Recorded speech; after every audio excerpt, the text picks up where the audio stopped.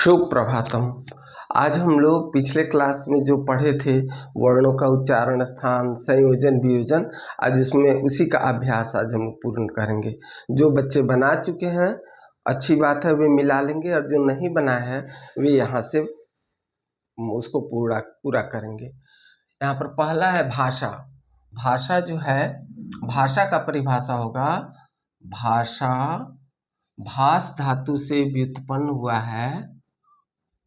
भास धातु से व्युत्पन्न हुआ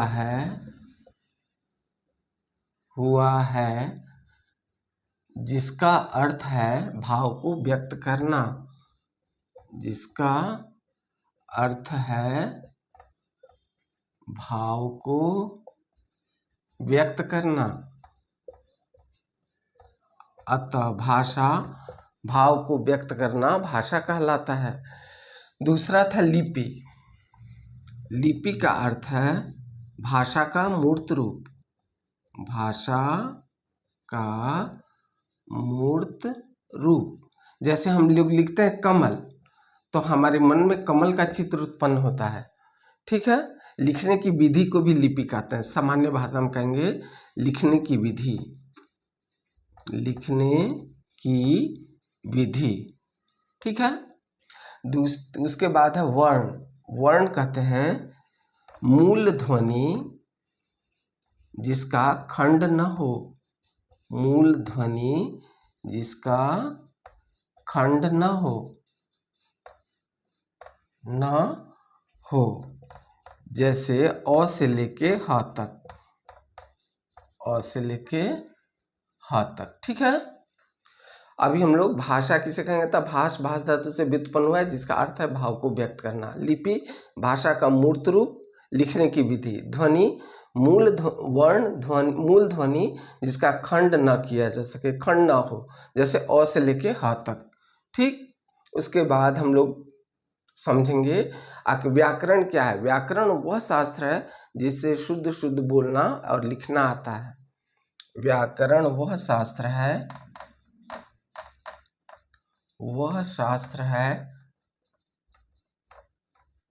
जिससे शुद्ध शुद्ध लिखना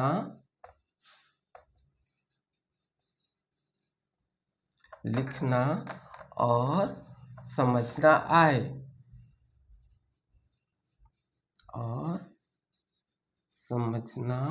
आए। ठीक है। उसके बाद हम लोग सीखेंगे स्वर वर्ण और उसका भेद परिभाषा के साथ। पहले आप लोग इसको नोट कर लीजिए, जो बच्चे नोट करना चाहते हैं।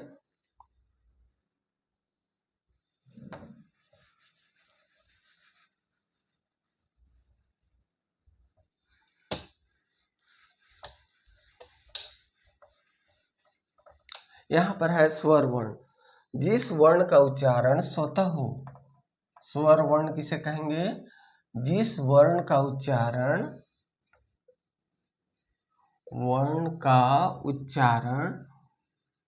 बिना किसी अन्य वर्ण की सहायता से हो।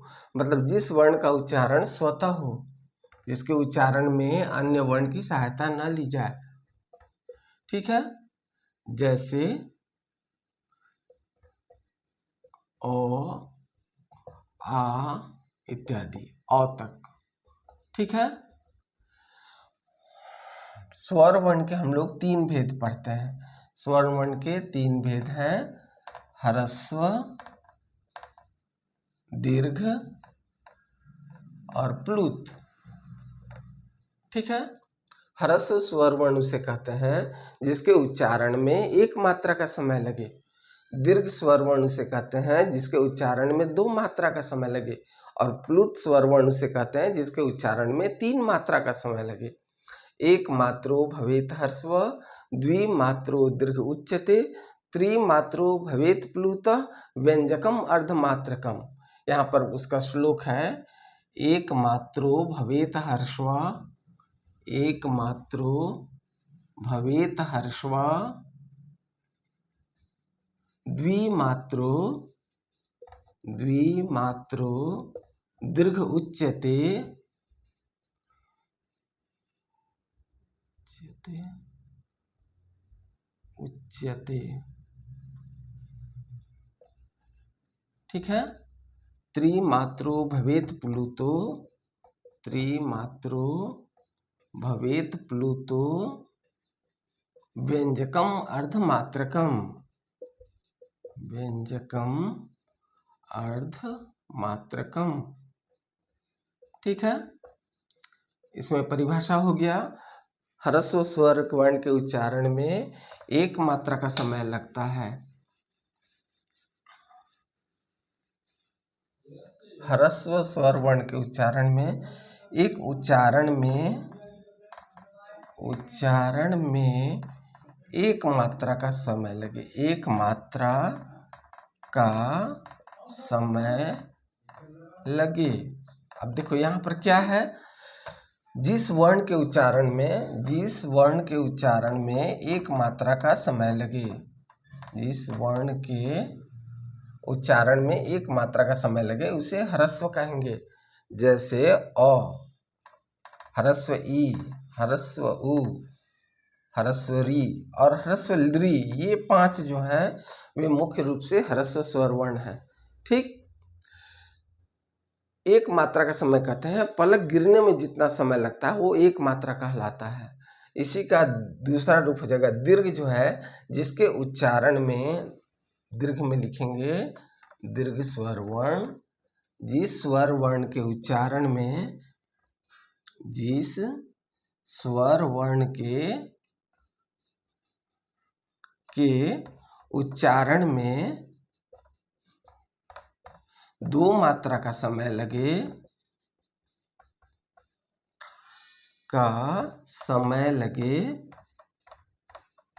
उसे दीर्घ स्वर वर्ण कहते हैं, दीर्घ स्वर वर्ण कहते हैं, ठीक है।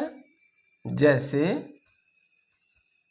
दीर्घ, इसमें पूरा आ जाएगा आ, दीर्घ ई, दीर्घ उ, दीर्घ री, दीर्घ ली का भी संस्कृत में कहीं कहीं प्रयोग होता है। ए, ओ और औ, यह दीर्घ भी है प्लुत भी है। पूरा, ये पूरा जो है इसको दीर्घ में भी रखते हैं और इसको और अधिक देर तक बोले तो ये प्लुत भी हो जाता है, ठीक है। उसके बाद हम लोग लिखेंगे प्लुत स्वर वर्ण, इसको मिटा दें, आप लोग इसको नोट कर लीजिए।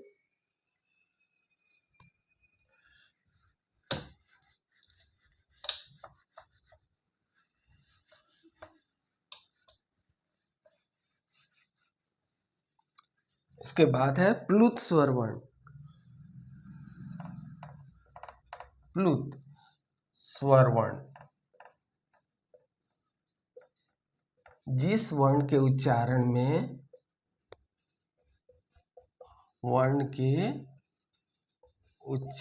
में 3 मात्रा का समय लगे,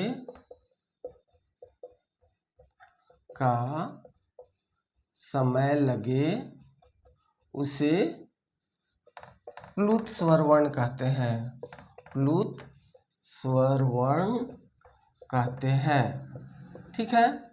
जैसे ओम, हम लोग ओम को कितने देर तक बोलते हैं, ओम, 3 वर्ण इसमें लग रहा है। बच्चा जब रोता है तो कहता है आ, इसमें भी 3 मात्रा का समय लगता है। गायक लोग जब आलाप लेते हैं तो वो भी आदि कहते हैं। तो यह सब जो है यह प्लुत वर्ण के अंतर्गत आएगा। प्लुत स्वर वर्ण में यहाँ से दीर्घ स्वर वर्ण को भी यदि अधिक देर तक कहा जाए तो उसके भी गणना प्लुत में ही होती है, ठीक है। अब हम लोग सीखेंगे व्यंजन वर्ण। व्यंजन वर्ण कहते हैं जिस वर्ण के उच्चारण में स्वर वर्ण की सहायता ली जाए।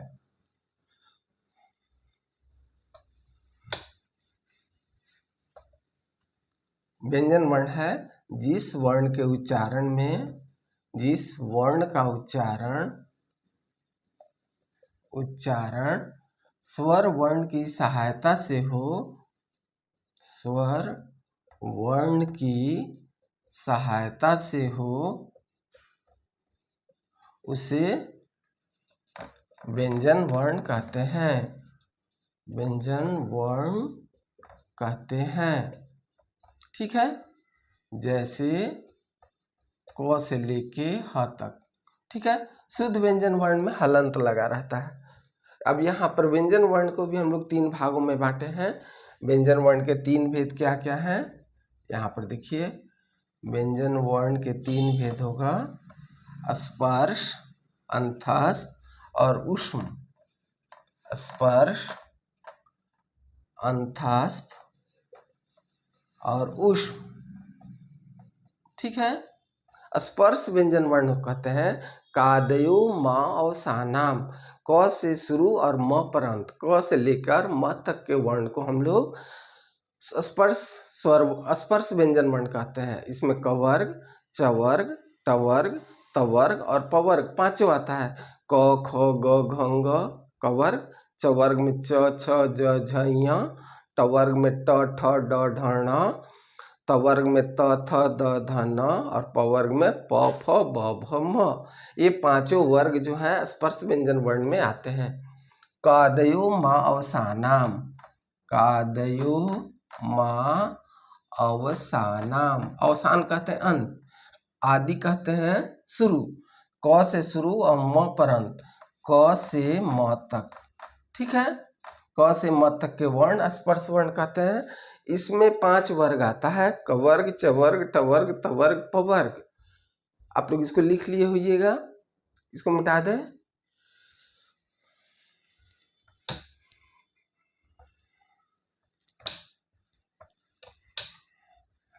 हाँ, स्पर्श में जो वर्ग आता है, स्पर्श व्यंजन वर्ण में जो 5 वर्ग आता है स्पर्श व्यंजन में, पहला है कवर्ग। ठीक है, कवर्ग, चवर्ग, टवर्ग, तवर्ग और पवर्ग। चवर्ग, टवर्ग, तवर्ग और पवर्ग। कवर्ग में आता है क, ख, ग, घ और अंग। चवर्ग में आता है च, छ, ज, झ और य। टवर्ग में आता है ट, ठ, ड, ढ और ण। तवर्ग में आता है त, थ, द, ध और न। पवर्ग में आता है प, फ, ब, भ और म। ठीक है, इस प्रकार ये 5 वर्ग हैं जो व्यंजन वर्ण के अंतर्गत आते हैं। दूसरा है यण अंतस्थ। इसका सूत्र है यण, यण प्रत्याहार। अब मन में जिज्ञासा होगी यण क्या, प्रत्याहार क्या है? तो कादयो प्रत्याहार कहते हैं आदि अंतेर संहिता। जो महेश्वर के 14 सूत्र हैं, उस सूत्र का पहला अक्षर और अंतिम अक्षर के मिलाने से जो वर्णों का समूह उसके बीच के अंतर्गत आते हैं, उन्हें प्रत्याहार कहा जाता है। ठीक है, प्रत्याहार 42 है, उसको अभी हम लोग इसके बाद समझेंगे। अंतस्थ में आता है यण अंतस्थ में आता है य, र, ल और व। ठीक है, शल उष्म यह भी प्रत्याहार है, शल प्रत्याहार। इसके अंतर्गत आता है तालाबी श, मूर्धन्य श, दंत स और ह। ठीक है, इसको उष्म इसलिए कहते हैं कि इसके उच्चारण में उष्मा उत्पन्न होती है। यदि हम लोग ह का उच्चारण करें हाथ मुख पर रखकर ह, तो हाथ में गर्मी का अनुभव होगा। इनको हम लोग उष्म व्यंजन वर्ण के अंतर्गत रखते हैं। ठीक है, वर्णों का भेद हो गया। अब हम लोग सीखेंगे, हाँ, जैसे महेश्वर सूत्र के बारे में आया है कि यण क्या है, सल क्या है, तो इसको हम लोग जानेंगे। उसके लिए ऐसा प्रावधान है कि महेश्वर सूत्र नृतावसाने नटराज राजो ननाद ढक्का नौ पंचवारम ऊर्ध्वत्त कामा सनकादि सिद्धा एतत् विमर्शे शिवसूत्र जालम। महेश्वर के जो 14 सूत्र हैं, वो भगवान शिव नृत्य के अवसान के समय उन्होंने अपने डमरू को 9 पंचवारम 9 और 5 बार बजाया। मतलब 14 सूत्र का उससे उत्पत्ति हुआ है, जिसको सनकादि ऋषियों ने ऊर्ध्वत्त कामा एतत् विमर्शे शिवसूत्र जालम व्याकरण के सूत्रों का निर्माण किया। यही सूत्र संस्कृत व्याकरण का आधार है। इसलिए हम चाहेंगे कि महेश्वर के 14 सूत्र हैं, उनका भी वर्णन कर दें। आप लोग उसको भी नोट कर लीजिए। महेश्वर सूत्राणी, महेश्वर सूत्राणी। महेश्वर द्वारा, भगवान शिव के द्वारा जो व्याकरण के 14 सूत्र दिए गए, वे पहला है अयुण, ई ऊण, अयुर, अयुण। दूसरा है रिलरिक, रिलरिक, एवोंग, ए ओ अंगा, एओच, ए औ च, हैवरट, वरट, हैवरट। छठा है लण, पांचवा है, छठा सातवां है यम अंगणनम, यम अंगणनम। अयुण, रिलरिक, एवोंग, एवोच, हैवरट, लण, इंगणनम, झभैया, झभैया। घ ढ ध श, घ ढ ध श। जब ग दस, जब ग दश। खफ छठ थ, छठ थ, चट तव। इंगणनम झभैया, घ ढ दस, जब ग दस, खफ छठ थ, चट तव। कपय, कपय, श, स, र, और लास्ट है हल। ठीक है, ये महेश्वर के 14 सूत्र हैं, भगवान शिव द्वारा दिए गए व्याकरण के 14 सूत्र हैं। इन्हीं का प्रयोग हम लोग करते हैं प्रत्येक सूत्र में। अब जैसे प्रत्याहार हम लोग बोले हैं ना, यण क्या है, शल क्या है, तो इसी को समझते हैं। जैसे अच कहा जाता है, अच भी अ और च, अच के अंतर्गत आते हैं सारे स्वर वर्ण। जैसे ओ आया तो दीर्घ ओ आ, ई उ री री, ए ऐ ओ। ठीक है, यहाँ तक के वर्ण जो हैं वे अच कहलाते हैं। हल में सारे व्यंजन वर्ण आते हैं। हल में यहाँ से शुरू होगा, हैवरट से लेके ल तक। इसमें 33 व्यंजन वर्ण आते हैं, 33 व्यंजन वर्ण इसमें आते हैं। ठीक है, उसी प्रकार यण था, तो इसको हम लोग प्रत्याहार कहते हैं। प्रत्याहार किसे कहेंगे, तो आदि अंतेर संहिता, आदि अंतेर संहिता। ठीक है, मतलब महेश्वर सूत्र के आदि वर्ण, जैसे अ च लिखे, ह ल लिखे, ह शुरू का है, ल बाद का है, तो इसमें हम लोग क्या सीख रहे हैं कि शुरू का कोई वर्ण रखेंगे, पहला या दूसरा, और लास्ट का अंतिम अक्षर लिखेंगे। उसके बीच में जितने भी वर्ण आ रहे हैं उनके द्वारा प्रत्याहार का निर्माण होता है। इसको कहते हैं प्रत्याहार। अब देखिए, जैसे यण है तो य से शुरू है और अण पर हल्थ है, अंत है, तो इसके अंतर्गत आने वाला वर्ण होगा य, व, र और ल। लास्ट वाले को नहीं गिनते हम लोग। उसी प्रकार शल जो था, शल, श ल, तलावी स, मूर्धन स, दंत स, ह। इस प्रकार इसमें 4 आए, इसमें 4 आए। अब तो समझ में आ रहा होगा कि प्रत्याहार क्या है और प्रत्याहार के द्वारा किन किन वर्णों का निरूपण किया जाता है। आगे हम लोग सीखेंगे उच्चारण स्थान। उच्चारण स्थान में भी पिछले क्लास में हम लोग पढ़े थे। किसी बच्चे को कुछ संदेह रह गया होगा तो वो भी क्लियर हो जाएगा यहाँ पर। इसको मिटा दें, आप लोग इसको नोट कीजिए।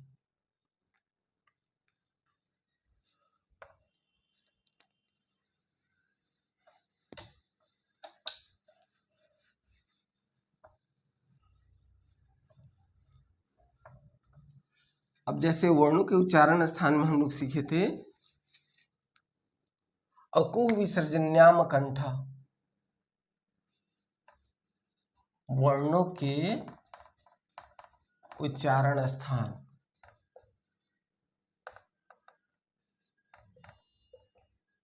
इसमें हम लोग क्या क्या सीखे थे, पहले कंठ।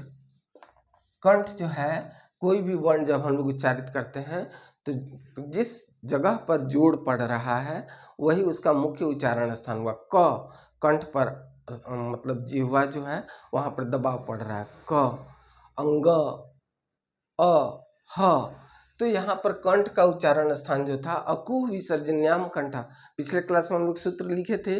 तो अ आ क वर्ग ह और विसर्ग उनका उच्चारण स्थान कंठ है। अ आ क वर्ग में हो जाएगा क ख ग घ अंग ह और विसर्ग, इनका उच्चारण स्थान कंठ है। इनको उच्चारण करते समय कंठ पर दबाव पड़ता है। दूसरा है तालु। तालु का है च छ ई ह्रस्व ई दीर्घ ई च छ ज झ य और य और तालव्य श। इतना तो याद रहेगा, तालव्य श से तालु, इचु यशानाम तालु। तीसरा है ऋतु रसाणाम मूर्धा। इसको भी हम लोग पिछले क्लास में लिखे थे, तो मूर्धा में लिखेंगे मूर्धा, ठीक है। इसमें लिखेंगे री दीर्घ री टवर्ग ट ठ ड ढ और ण र और मूर्धन्य स, इनका उच्चारण स्थान क्या होगा? मूर्धा होगा, ठीक है। मूर्धा जो है जीभ के ऊपर जो कोमल भाग है यहाँ पर, उसको मूर्धा कहते हैं। उसके बाद है तालु, जो है दांत के पीछे वाला जो कठोर भाग है उसको तालु कहता है। जैसे च का उच्चारण कीजिए, जीभ कहाँ स्पर्श कर रहा है? तालु में स्पर्श कर रहा है। उसी प्रकार ट का उच्चारण करते समय जीभ कहाँ स्पर्श कर रहा है? मूर्धा को स्पर्श कर रहा है, इसलिए इसका उच्चारण स्थान मूर्धा हुआ। उसके बाद है दंत। दंता, दांत से उच्चारित होने वाले हैं लृ दीर्घ लृ तवर्ग त थ द ध न और ल दंत स, ठीक है। 1 2 3 4। पांचवा जो होगा वो होगा कवर्ग चवर्ग टवर्ग तवर्ग पवर्ग में होगा उपपद्यमानियम ओष्ठौ। ओष्ठ के द्वारा उच्चारित होने वाले जो शब्द हैं ओष्ठौ में हो जाएगा उ पवर्ग प फ ब भ और म, ठीक है। समझ में आ रही है? उसके बाद वाला सूत्र जो था ए दे तो कंठ तालु, इसमें ए का उच्चारण स्थान कंठ तालु है। यहाँ पर देखिए ओ आ ई उ री री री री हो गया। ए तो ए दे तो कंठ ओष्ठ, कंठ तालु कंठ तालु तालव्य, कंठ तालव्य में आएगा कौन कौन वर्ण आएगा इसमें? केवल 2, ई और दीर्घ ई, ठीक है। उसके बाद है कंठ ओष्ठ। कंठ ओष्ठ, इसमें जो शब्द आएगा कंठ और ओष्ठ से वो होगा ओ ए होगा। इसमें कंठ तालव्य में कंठ का उच्चारण ओ ई मिलके ए बनता है, तो ए कंठ ओष्ठ, इनका उच्चारण कंठ है ओष्ठ है तो कंठ ओष्ठ से ए बना, ठीक है। ओ का उच्चारण स्थान होगा कंठ और ओष्ठ, ठीक है। औ से नेक्स्ट है वकारस्य दंत ओष्ठ। दंत ओष्ठ, इससे जो उच्चारित वर्ण होगा वो होगा व। परीक्षा में इसके बारे में बहुत पूछा जाता है, व उच्चारण स्थानम किम, वकार से उच्चारण स्थानम किम। तो यहाँ पर हम लोग लिखेंगे दंतोष्ठ। कहीं कहीं ए भी रहता है तो उसको लिखेंगे कंठ तालु कंठोष्ठ। सामान्यतः तालव्य स मूर्धन्य स दंत स आदि के बारे में भी पूछा जाता है। नेक्स्ट है यंगणनम अनुनासिका। यम अंगणनम, यम अंगणनम अनुनासिका, इसका उच्चारण स्थान है नासिका। अनुनासिका, जो भी पंचमाक्षर है, पंचमाक्षर अक्षर जो हुआ जैसे अंग य अण न और म, तो इनका उच्चारण हम लोग कहाँ रखते हैं? एक तो कंठ तालु मूर्धन्य में भी है और नासिका में भी है। तो अगर कोई बच्चा अगर अंग का उच्चारण कंठ लिखता है तो वो भी सही है, और कोई अनुनासिक लिखता है तो वो भी सही है, दोनों को सही माना जाता है, ठीक है। अब जो दूसरा क्वेश्चन आप लोग को दिए थे पिछले क्लास में, जननी जन्मभूमिश्च स्वर्गादपि गरीयसी। इसमें 4 शब्द है, जननी जन्मभूमिश्च स्वर्गादपि गरीयसी। 4 शब्दों को तोड़ के लिखना है और उनके उच्चारण स्थान क्या है यह भी हम लोग जानेंगे। इसको आप लोग नोट कर लीजिए। पिछले क्लास में केवल सूत्र था और ये लिखा हुआ था, इसमें ज़्यादा थोड़ा स्पष्ट करके बताया गया है। इसको मिटा दें, आप लोग नोट कर लीजिए।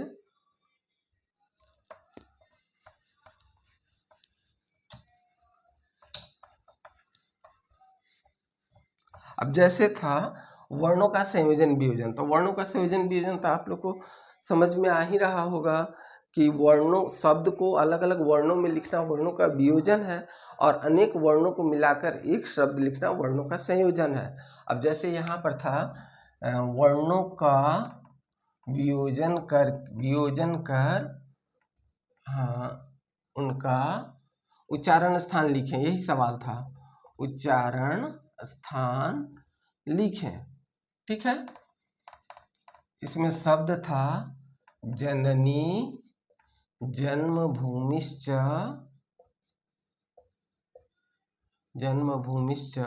स्वर्गादपि गरीयसी। ठीक है, अब इसमें जननी जन्मभूमिश्च स्वर्गादपि गरीयसी 4 शब्द है।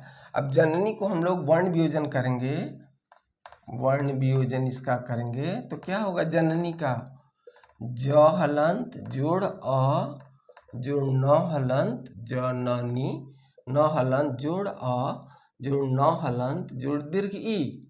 ठीक है, तो इसका उच्चारण स्थान क्या होगा, ज का च छ ज चवर्ग है तो इचु यशानाम तालु, तो ज का उच्चारण हो जाएगा तालु, अ का उच्चारण हो जाएगा कंठ, न का उच्चारण तवर्ग दंत। ठीक है ना, इसका उच्चारण हो जाएगा दंत भी और नासिका भी, दोनों सही है। अनुनासिका कोई लिखता है कोई दंता लिखता है तो दोनों ठीक है, अ का कंठ हो जाएगा, न का नासिका और दीर्घ ई का हो जाएगा, ई इसका तालु हो जाएगा, इचु यशानाम तालु, इसका हो जाएगा कंठ और इसका हो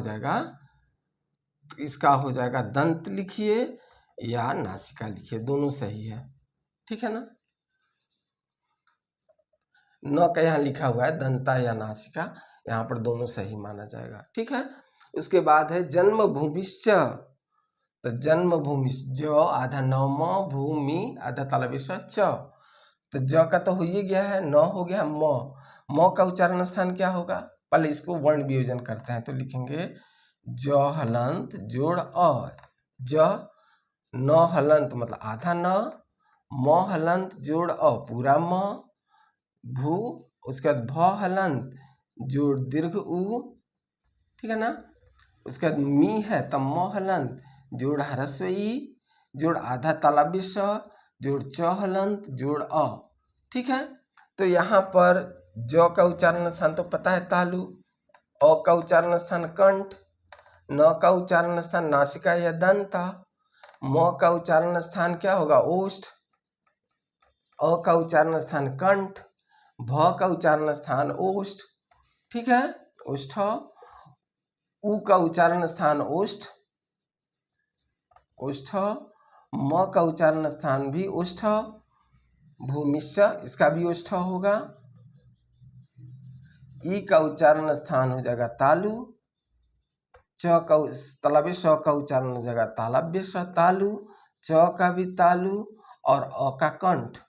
ठीक है, इस प्रकार सभी वर्ण का उच्चारण स्थान हम लोग लिख सकते हैं, इसको वर्ण वियोजन कहते हैं। और इसी को मिलाकर लिखें जो हलंत और न हलंत ई जो न हलंत दीर्घ ई, इसको लिखेंगे जननी तो यहाँ पर हो जाएगा वर्ण का संयोजन। ठीक है, स्वर्गादपि है तो स्वर्गादपि को कैसे लिखेंगे, स्वर्गादपि तो आधा दंत स है तो आधा दंत स हलंत, स्व के बाद वो आ रहा है तो वो हलंत जोड़ अ, अब रेफ आ रहा है स्वर्ग र के बाद तब ग तो र हलंत रेफ हो गया, गा है तो ग हलंत जोड़ आ, स्वर्गा द है तो द हलंत जोड़ अ, जोड़ पी है तो प हलंत जोड़ ह्रस्व ई, जोड़ ह्रस्व ई, तो यह हो गया स्वर्गादपि। इस स का उच्चारण स्थान हो जाएगा दंत। ठीक है, व का उच्चारण स्थान दंतोष्ठ,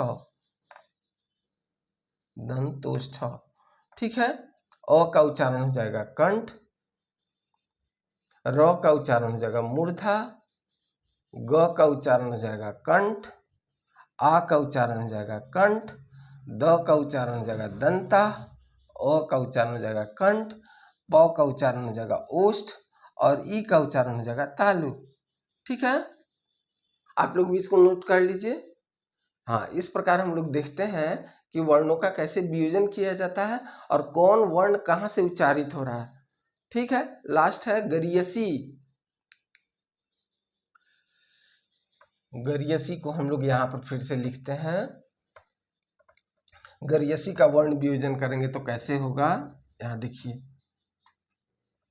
पूरा ग है तो ग हलंत जोड़ अ, ग, री है तो र हलंत जोड़ दीर्घ ई, जोड़ य हलंत जोड़ अ, जोड़ स हलंत जोड़ ह्रस्व ई। तो ग का उच्चारण स्थान कंठ, अ का उच्चारण स्थान भी कंठ, र का उच्चारण स्थान मूर्धा, दीर्घ ई का उच्चारण स्थान तालु, य का उच्चारण स्थान तालु। अब कैसे आ रहा है देखिए यहाँ पर, अकुह विसर्जन्याम कंठ, तो अ आ कवर्ग ह और विसर्ग, तो कवर्ग में क ख ग आया तो कंठ लिखे, ओ आया तो कंठ लिखे, र ऋतु रसानाम मूर्धा, रो आया तो मूर्धा लिखे, इचु यशानाम तालु, ई चवर्ग तो इसका तालु हो गया, यश य इचु यशानाम य है तो इसका भी तालु हुआ। यहाँ पर कंठ ओ का है तो कंठ, यहाँ दंत स है तो दंत स का क्या होगा दंत, दंता, और ई का क्या होगा इचु यशानाम तालु तो तालव्य। इस प्रकार हम लोग देखते हैं कैसे वर्णों का वियोजन किया जाता है और किस वर्ण का उच्चारण कहाँ से हो रहा है, ठीक है।